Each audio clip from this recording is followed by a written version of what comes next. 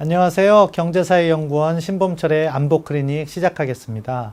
오늘은 참 안타까운 소식이죠.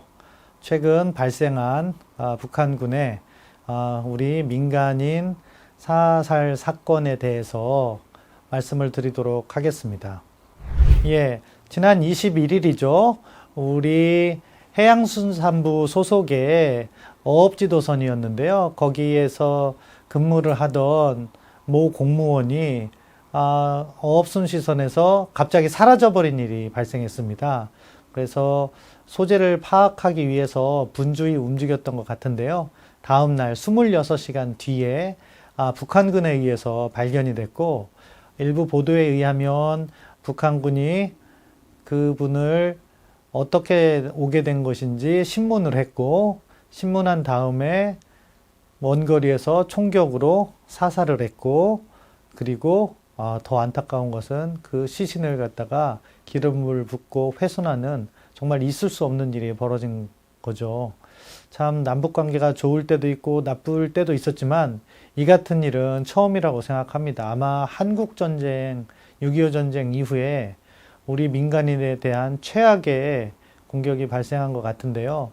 반드시 그 진상 파악과 책임자 처벌을 해야 된다고 생각합니다.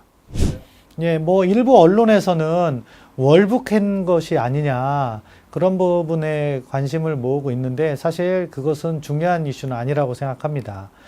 결국 적대적인 무력의 교환이 있을 때는 그 상대방이 군인 신분이냐 민간인 신분이냐, 그리고 무장을 했느냐 안 했느냐가 가장 중요한 거거든요. 근데 이번과 같은 경우에는 신분도 민간인이고 어떠한 무장도 하지 않았다는 것이 이 과정에서 확연히 드러난 거죠. 조난당한 것처럼 발견이 됐기 때문에.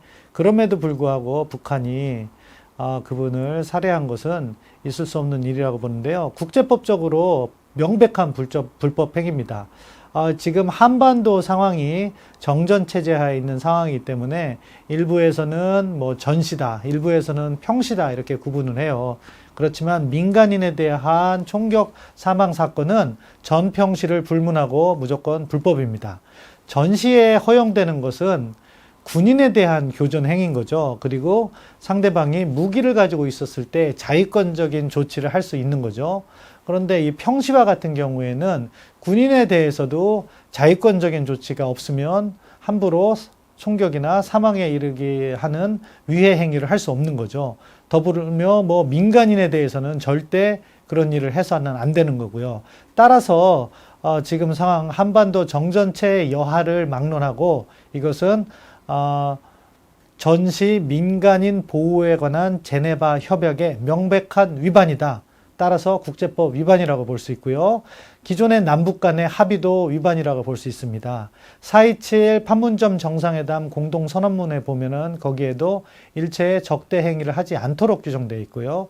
그것에 관한 군사 분야 부속 합의서죠. 2018년 9월 19일 날 평양에서 채택된 군사 분야 합의서에서도 일체의 적대 행위를 하지 않도록 합의를 했습니다. 그런데 이것은 명백한 적대 행위, 살해 행위이기 때문에 남북 합의서도 완전히 위반한 것으로밖에 볼 수 없습니다. 더군다나 한 발 더 나가서 시체를 훼손하는 거는요, 이것은 반인도적 범죄일 수밖에 없는 거예요. 그렇기 때문에 이 문제는 아주 심각한 문제이고 어느 개인 한 명의 생명을 앗아간 것 이상의 그런 문제를 안고 있다 평가합니다. 이번 상황에 대한 정부의 대처를 보면 24일 있었던 국방부의 발표는 매우 적절했다고 봅니다. 북한의 그러한 잔인한 살인 행위에 대해서 만행이라고 규정을 하고 끝까지 책임 추궁을 하겠다 이야기하는 그런 조건은 필요하다고 봅니다. 하지만 전반적인 상황 관리나 위기 관리 측면에서는 아쉬움이 큰 거죠. 일단 살해된 우리 측 민간인이 실종된 것은 21일 오후였어요. 그런데 결국 연평도 남단에서 일단 실종이 됐는데 우리 군과 해경이나 민간인들의 수색 구조 활동이 부족했던 것 같아요. 그래서 어느 정도 표류를 했거나 수용을 해서 북쪽으로 넘어간 것 같은데 그 과정에서 사실 연평도와 NLL 라인을 통과하게 된 거잖아요. 거기에는 평소에 우리의 어선이라든가 해양경비선 그리고 군 함정들도 많이 지키고 있는 부분이었기 때문에 조금 더 긴밀히 작전을 수행했다면은 북쪽으로 넘어가기 전에 발견했을 수도 있다고 봅니다. 두 번째는 다음 날인 거죠. 22일 날 있었던 북한의 확인과 사살행위와 또는 사체 훼손 행위인데요. 그 과정을 보면 우리가 어느 정도 통신 감청을 통해서 북한의 행위를 파악하고 있었던 것 같아요. 그럼 그때 즉각적인 조치를 했어야 되는 거죠. 우리 국민의 신병을 확보하고 있다는 통신을 바로 받았을 때 북측에 여러 경로를 통해서 신병을 돌려달라는 메시지를 보냈어야 되는 거고요. 더군다나 북측에서 사살 명령을 내렸다고 판단하고 있는데 그런 명령을 갖다가 우리 군이 캐치를 했다면은 그것은 공개적인 보도를 통해서 또는 북한의 경고방송을 통해서 절대로 우리 국민의 생명을 훼손해서는 안 된다는 메시지를 북측에 던졌어야 된다고 봅니다. 그런데 그런 조치가 없었어요. 그러니까 군이 초기 대응에 실패했죠. 더군다나 더 문제가 되는 것은요. 그 상황이 있고 몇 시간 뒤에서야 그날 밤이 돼서야 NSC를 갖다가 열어서 그 문제를 논의를 시작한 거예요. 이것도 너무 늦었어요. 사실 그런 상황에 돌아간다면은 더 즉각적으로 실시간적으로 NSC를 개최하고 대응 조치를 마련하고 북한에 메시지를 던지고 또한 다음날 새벽에 예상되어 있는 문재인 대통령의 유엔 연설문을 고치든지 반영을 했어야죠. 그러한 조치가 전혀 이루어지지 못하고 청와대가 언제 알았느냐, 대통령께서 언제 알았느냐는 24일 보도에 따르면은 다음날 아침이라고 그래요. 그럼 이것도 너무 늦은 거죠. 대통령께서 이러한 중요한 사항을 밤새도록 몰랐다는 것도 문제가 있는 겁니다. 따라서 이번 사안은 북한의 정말 잔인한 우리의 민간인 피격 살해 사건도 문제지만 더욱 중요한 것은 우리의 위기관리 태세가 허점을 노출했다. 이 점은 반드시 시정해야 된다고 봅니다. 북한은 과거 이명박 정부 때 발생했던 박왕자 씨 총격 피살 사건, 금강산에서 발생한 사건이죠. 그 당시에도요, 끝내 사과를 하지 않았어요. 시간을 끌다가 유감 표명 살짝 하는 듯 하면서 한국 정부를 비난하고 말았더라고요. 그러한 관행이, 잘못된 관행이 계속해서 이어져 왔기 때문에 이번에도 북한이 이번 사건에 대해서 사과를 할 가능성은 적다고 봅니다.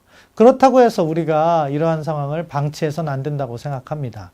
박왕자 씨 사망 사건과 관련해서는 이게 새벽이었고 제대로 보지 않는 상황에서 경비병이 어떻게 보면 상부와 상의 없이 했을 가능성이 높다고 봐요. 그렇기 때문에 우발적 사고일 가능성을 배제할 수는 없는 거죠. 그럼에도 불구하고 그것은 전적으로 북한의 책임이 있는 거예요. 왜냐하면 우리의 관광객이 그쪽 인근에 갔다는 걸 알았다면은 북한이 함부로 그런 행동을 해서는 안 되는 거였죠. 그럼에도 불구하고 북한 군이 공식적인 명령 체계에 의해서 우리 국민을 사망에 이르기까지 공격한 것은 아니라는 거죠. 그런데 이번에는 북한 군이 공식적인 명령 체계에 의해서 우리의 민간인을 사망에 이르게까지 하고 더군다나 그 시신을 기름을 부어서 태우는 정말 있을 수 없는 일을 벌인 거죠. 따라서 이번 경우는 과거와 달리 보다 우리가 강력한 대응을 해야 된다고 봅니다. 우리 정부의 입장은 앞으로 강력한 조치를 할 것처럼 시사를 하고 있어요. 그런데 이러한 것들이 일회성 성명에 그쳐서는 안 된다고 생각하고요. 우리 정부 나름대로 철저한 준비를 해서 북한에게 그것에 상응하는 진상규명과 사과와 책임자 처벌을 해야 되고요. 분명히 우리 국방부가 북한의 지시에 의해서 이렇게 살해를 했고 또 시신을 훼손했다고 발표를 했기 때문에 저는 그것은 우리 군이 갖고 있는 정찰 자산을 활용해서 파악한 정보라고 봅니다. 그렇다면 그것에 대한 분명한 책임 추궁까지 해야 된다고 보고요. 이러한 노력은 한국 혼자만의 힘으로 해결하기 어려운 경우도 종종 발생하기 때문에 미국이나 중국이나 유엔 등과 같은 국제사회와 함께 노력을 해야 되고, 특히 현 정부 들어서 우리가 북한 인권 문제에 대해서 약간 눈을 감는 모습을 보였는데, 북한 인권 문제에 대해서도 지속적인 관심을 다시 보여줄 때가 됐다, 그렇게 평가합니다. 이상으로 신범철의 안보 클리닉을 마치도록 하겠습니다. 우리 모두가 사망자를 애도하고 또 북한의 이러한 잘못된 행동이 반복되지 않도록 힘을 합쳐서 풀어가야 된다고 생각합니다. 감사합니다.